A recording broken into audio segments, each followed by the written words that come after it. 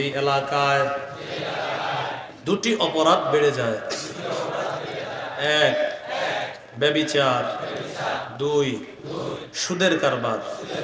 ওই এলাকায় আল্লাহ তাআলা গজব দিতে না চাইলেও সুদখোরেরা গজব টাইনা নিয়ে আসে। কি করে গজব টাইনা নিয়ে আসে? আত-তারগীব ওয়াত-তারহীব কিতাবের নাম, ৩ নম্বর খণ্ড, ৬৯ নম্বর পৃষ্ঠা।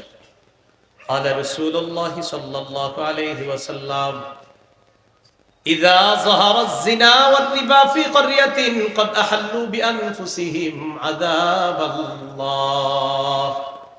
নবীজি বলেন, কোন এলাকার মধ্যে যখন দুটি অপরাধ বেড়ে যায়, ১ নাম্বার ব্যভিচার, ২ নাম্বার সুদের কারবার, قد أحلوا بأنفسهم عذاب الله, তারা আল্লাহর গজব ত্বরান্বিত করে, আল্লাহর গজব ওই এলাকার জন্য বৈধ করে নেয়, বৈধ করে নেয়।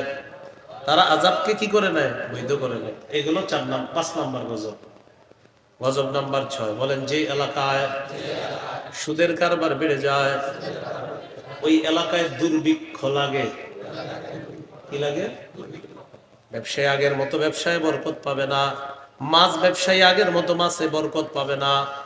সব ধরনের মানুষগুলো আগে যে উন্নতি করতো এখন আর সেই উন্নতি করতে পারবে না। কৃষক আগের মতো ফসল পাবে না। মা তার সন্তানকে দুধ পান করানোর জন্য বুকে দুধ পাবে না, ল্যাকটোজেন 1 2 3 4 কিনে খাওয়াতে হবে। কেন? সুদখোরের কারণে। ও সুদখোর, জবাব দেন, ওই বাচ্চার কি অপরাধ? আপনার কারণে সেও গজবের মধ্যে আছে। মুসনাদে আহমদের হাদিস, ১৭,৮২২ নম্বর হাদিস। قال رسول الله صلى الله عليه وسلم ما من قوم يظهر فيهم الربا إلا أخذوا بالسنة। যে এলাকার মধ্যে সুদের কারবার বেড়ে যায়, ওই এলাকার মানুষগুলাকে আল্লাহ দুর্ভিক্ষের আযাব দ্বারা পাকড়াও করে। বলেন নাউযুবিল্লাহ। এই জন্য মুসলমান বুঝি শুনি এলাকায় যারা সুদ খায়, চিহ্নিত সুদখোরদের পায়ে পড়েন, পায়ে পড়েন, পায়ে পড়েন। ভাই, আপনি সুদ খায় না, আপনার কারণে আমরা হালাল ভাবে যারা ব্যবসা করি আমাদের ব্যবসায় বরকত হয় না। কারণ ব্যবসায় বরকত হবে না আগের মতো। এই জন্য সবার দায়িত্ব সুদ করে বুঝান। বললাম তো, আপনি প্রয়োজনে চুপি চুপি ওরে অন্ধকারে নিয়ে বুঝান, প্রয়োজনে ওরে এক রুমে একা বৈশা বুঝান যে ভাই তুমি আসো, আমি আসি, আর কেউ নাই এখানে, আল্লাহর রাস্তায় তুমি সুদ খাও না, কারণ তোমার কারণে অনেক মানুষ গজবের মধ্যে পড়ে। এভাবে বুঝান। সুদখোররে কেন বুঝাবেন জানেন? আমি আপনি ভালো থাকার জন্য বুঝাতে হবে। ওর অপরাধটার কারণে আমার আপনার উপরে আযাব আসতে পারে, তাই আমি আপনি ওরে বুঝাতে হবে, আমি আপনি ভালো থাকার জন্য হলেও ওকে বুঝাতে হবে। আল্লাহ আমাদেরকে এই কথাগুলা বুঝানোর তৌফিক দান করেন। গজব নাম্বার ৭, আল্লাহ না করেন, আল্লাহ না করেন, আল্লাহ না করেন, সুদী লেনদেন অবস্থায় যদি কেউ মারা যায়, কিয়ামত পর্যন্ত তার পেটে বড় বড় সাপ থাকবে, সাপ। ইবনে মাজার হাদিস, ২২৭৩ নম্বর হাদিস। عن أبي هريرة رضي الله تعالى عنه قال قال رسول الله صلى الله عليه وسلم, নবীজি বলেন, আতাইতু লাইলাতান উসরিয়া বি আলা কওমিন বুতুনুহুম কাল বুয়ুত। মেরাজের রাতে আমি যখন উপরে গেলাম, একদল মানুষের পাশ দিয়ে রওনা করলাম, অতিক্রম করলাম। বুতুনুহুম কাল বুয়ুত, মানুষগুলার দিকে তাকায় দেখি তাদের পেটগুলা বড় বড় বাড়ির মতো, পেটগুলা বাড়ির মতো। পেট কিসের মতো? বাড়ি। ফিহা আল হাইয়াত, ওই বাড়ির মতো পেটের মধ্যে সাপ, সাপ। তুরা মিন খারিজি বুতুনিহিম, তুরা শব্দের অর্থ হলো দেখা যায়, মিন খারিজি বুতুনিহিম, পেটের বাহির থেকে দেখা যায় সাপগুলা। আমি প্রশ্ন করলাম, মান হাউলা ইয়া জিবরিল, জিবরিল এরা কারা আমি জানতে চাই। জিবরিল আমিন জবাব দেয়, হাউলাই আকালাতুর রিবা ইয়া রাসূলুল্লাহ, হুজুর এরা হলো সুদখোর। বলি নাউযুবিল্লাহ। এরা কারা? সুদখোর, সুদ খায় না। গজব নাম্বার ৮, মা আছে কাদের কাদের? মা, মা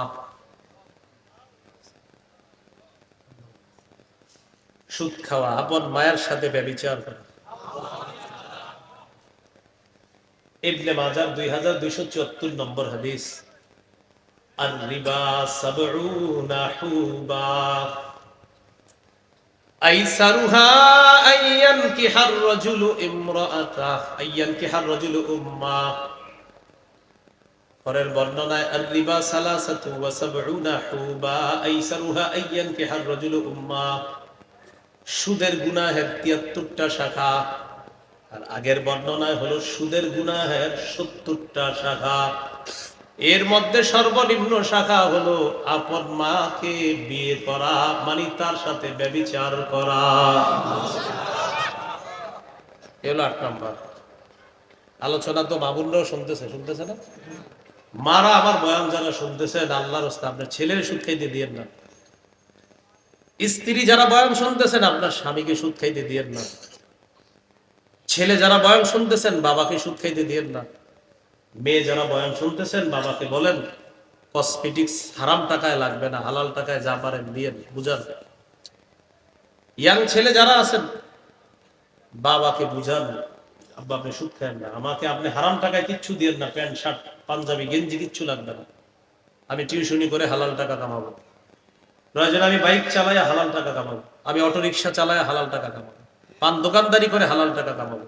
প্রয়োজনে আপনি অন্য এলাকায় যেখানে চলে যান, যেখানে আপনাকে কেউ চিনে না, সেখানে গিয়ে বাদাম বিক্রি করে হালাল টাকা কামান, তাও বাবাকে হালাল টাকায় সাপোর্ট দেন আর বলেন আব্বা হারাম টাকা ছুঁয়ে ধরবেন না, আমরা পরিবারের সবাই মিলেমিশে কষ্ট করে হলেও হালাল ভাবে চলবো, হারামে আপনি হাত দিয়েন না।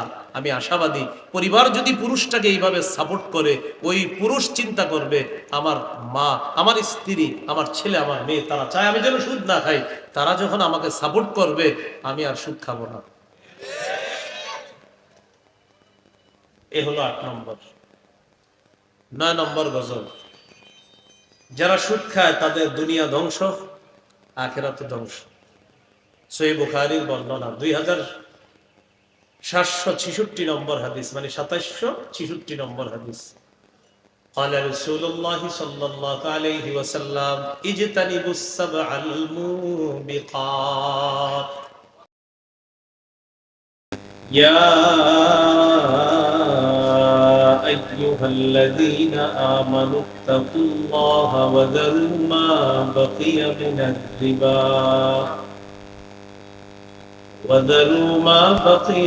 الربا إن كنتم مؤمنين. وقال رسول الله صلى الله عليه وسلم أتيت ليلة أسري بي على قوم بطونهم كالبيوت فيها الحيات ترى من خارج بطونهم فقلت من هؤلاء يا جبريل؟